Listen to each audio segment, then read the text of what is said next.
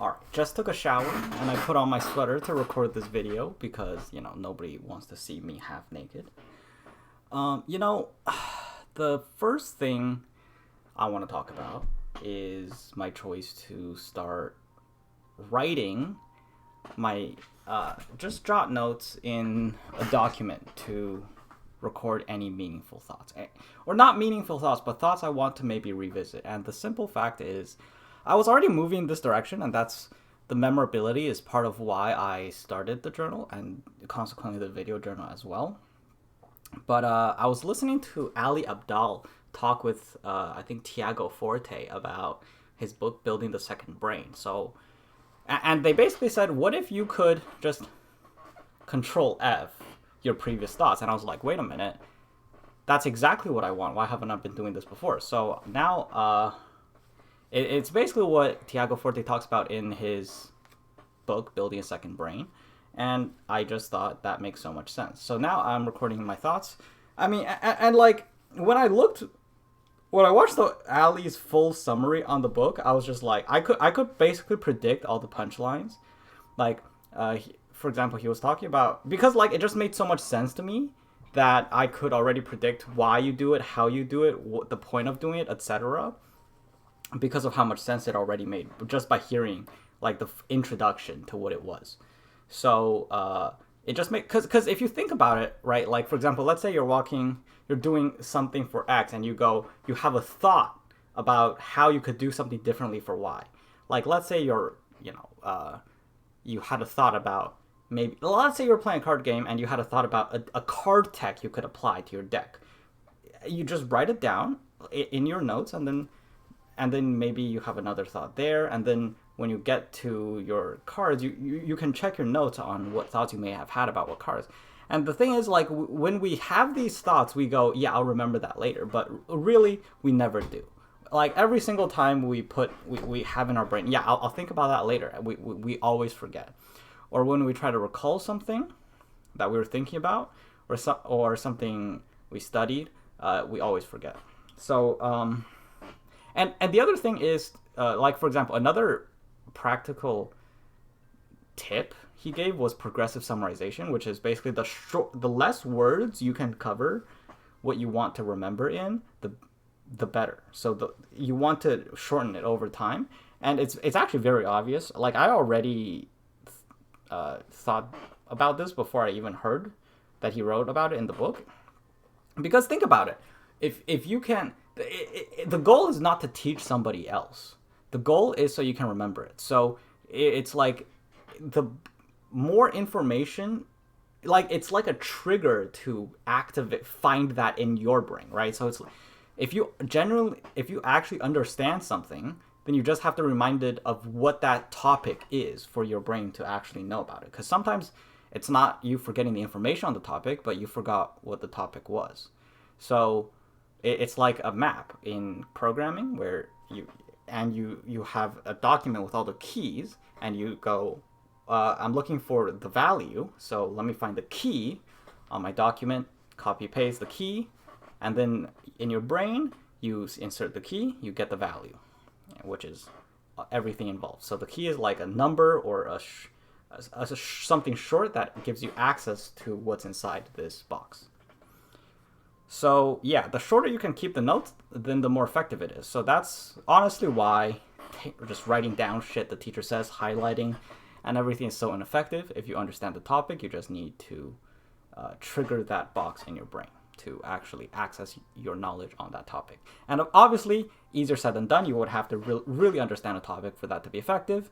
And well, we don't. But fortunately for me, these topics that I'm jotting down are usually topics that I want to think more about and think to myself. So I don't actually need to access my data bank of knowledge. I just need to remind myself to think about it more, or potentially something I might want to explore more or research more about if I ever feel like it, rather than hearing something interesting in a video, going, wow, that's interesting, and then never thinking about it ever again. Okay. Next, let me actually check my notes for things I wanted to talk about. Very relevant. LOL. Okay, let's see. Yes. So in Mark Manson's book, Subtle Art of Not Giving a Fuck, and he talks about it on his channel as well. He one of the quotes is the backwards law. He talks about the backwards law, which is uh, the act of pursuing, or the act of seeking a positive experience is in itself a negative experience, and the act of accepting a negative experience is in itself a positive experience.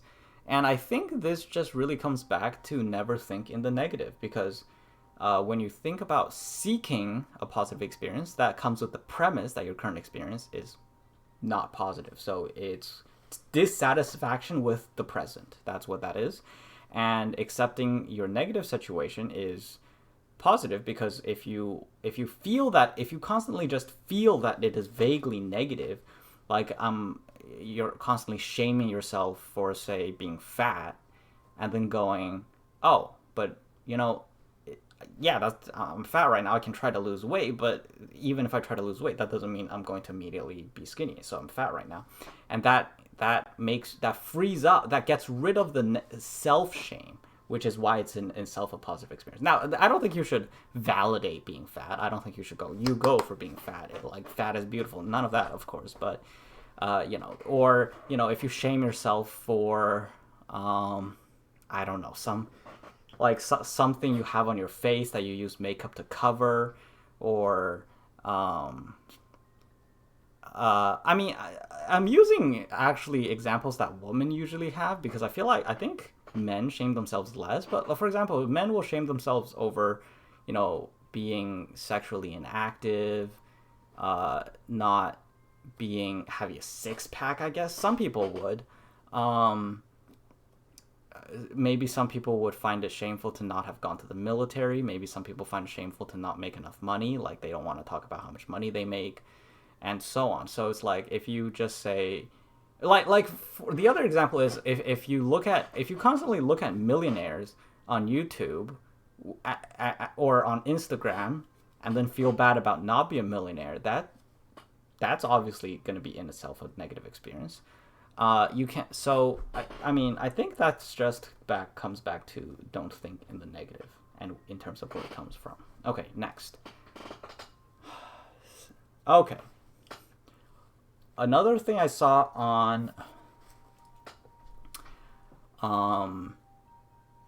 Ali Abdaal's channel, which he mentions, I think he said it was from Jeff Bezos, which is when he has two options, he looks at whether or not the options are reversible. So if he chooses one thing, or like when he looks at the options, he categorizes he looks at it and asks whether or not it's a reversible choice.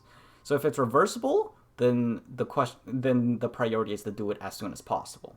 And if it's not reversible, then the question is to take your time to make the decision. So I think that just comes down to like trying some small changes in your life.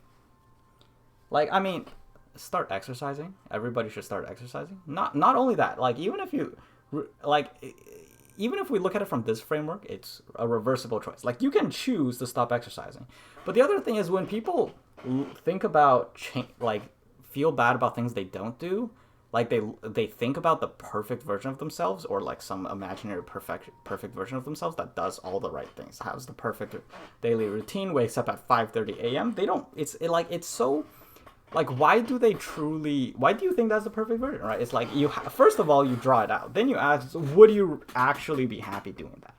But what I think, the thing about it is that people feel discouraged when they look at it. But you have to understand, first of all, that you have to break things down into small enough chunks that you're okay with actually, that it looks like something you can do. Like, don't look at the perfect version of yourself and go, yeah, that's too much. You have to go, what is the one smallest thing I can do or change that will give me the biggest results? And then probably do it. But you don't even have to think about it that way. You just have to think about what is the smallest thing I can do today that will bring me closer to something I think I want to be. And I think that's what worked for me personally. But it varies by person. Anyways, next. By the way, of course, I'm not stating facts. I'm just stating what my personal thoughts are as I look at the topics that come up to me in videos or whatever that sound interesting. Okay, there was a quote, that I found very interesting, which basically said, it was in 101 essays to change how you think, and it says the roadblocks in our path are in itself the solution, or or becomes the pathway, or the problems in our path become the pathway. And it makes sense when you think about it, because when you think about going from I'll use your career as an example because it's the easiest one to understand, right?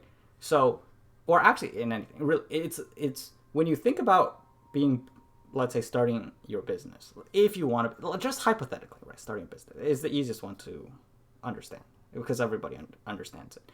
And you want your business to make $1 million, hypothetically. The first thing is there's going to be problems on the way. Nobody thinks there's not going to be problems on the way. You're going to have to solve problems that arrive, and the act of solving the problem is what increases your value as an entrepreneur and your ability to make the business successful. Because that's what creates the $1 million business. It's not you doing a little bit every single day that makes money. It's being successful every single day. It's you overcoming problems that affect your ability to solve problems, your experience in solving problems, and your ability to learn and pick up more skill sets, get more information that will expand the business. But yeah, so when you face a problem, it is the act of solving it that lets you go further on the path, and not like walking a smooth road won't really make you happy. I think true happiness comes from problems you solved. And the more difficult the problem it was, the better you look back on it. I mean, if you think about it, right? Like, what do you really remember the most? What accomplishments do you feel the most proud of? It's always the ones that you had to try the hardest to achieve. Okay, next. I read this somewhere. I don't remember where or who said this one. This might have been Mark Manson. I don't know. But one of the most common regrets is I wish I wasn't so reluctant to try this, or like I wish I followed my dreams or whatever. These are some of the most common regrets. But the dissatisfaction itself comes from what you're not, or what you weren't doing. So like if you live day to day thinking, I want to be, let's say an actor. I want to be a famous actor, but you never actually act on being an actor. When you have these kinds of thoughts, you have to really go sit yourself down and go, do I really want to be an actor? Like, do I actually, not like, do I want it badly, but like, do I genuinely want to be an actor? Because if you go, I don't really, then the dissatisfaction of not pursuing it goes away, and then you feel better. Like, you will literally have less unhappiness in your life, thus being happier. So I don't remember where I got this. This is not said by me, by the way. This is someone else said this. I think it might have been in The Subtle Art of Not Giving a Fuck. I can't remember. But yeah, so the act of like it gives you literally regret it, but at the time you didn't really want it enough, because like it comes with a journey, And if you don't want the journey, then you don't really want the destination. Like that's just a fact. Like the thought of I would like to be a millionaire, and like that's casual. That I guess that on its own doesn't really make you dissatisfied. But when you think about not trying hard enough, like when you say I'm just not productive enough, I mean, the first thing you got to ask is how productive do I really want to be? And it's like, what do I want to be productive for? So if you just go, I'm not productive enough, it's like, would being more productive make you happier? Because if you don't really have something you want to produce, then being more productive wouldn't genuinely make you happier.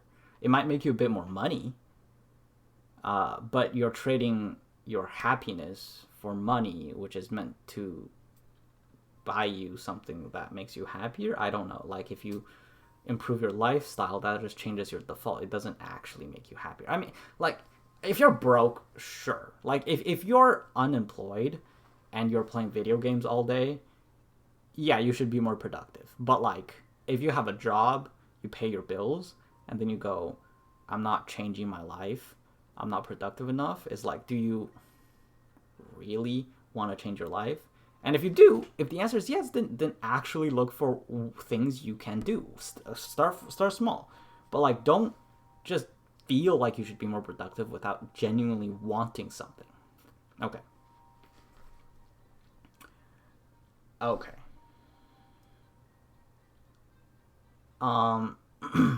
There were some other things I wanted to write in my journal, but that covers the things I actually wrote down.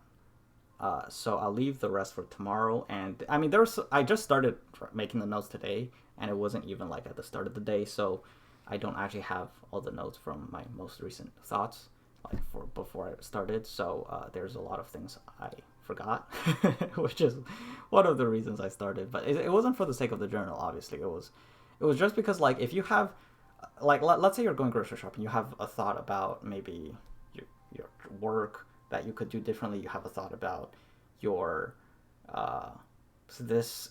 different aspects of your life. Let's say you play a video game, and something you want, just different aspects of your life. You have different thoughts about these aspects of your life. Maybe a gift to give to someone on their birthday, which is the example they gave, or a friend you want to message.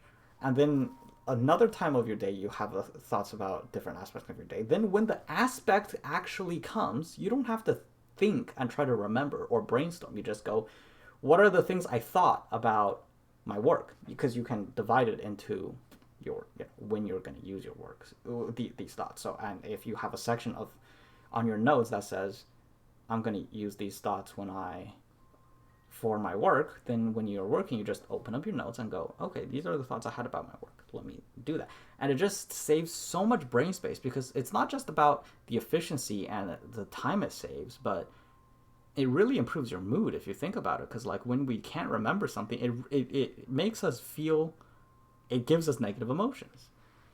So we can make ourselves happier by not feeling the pressure to remember every single time we want to recall something. All right.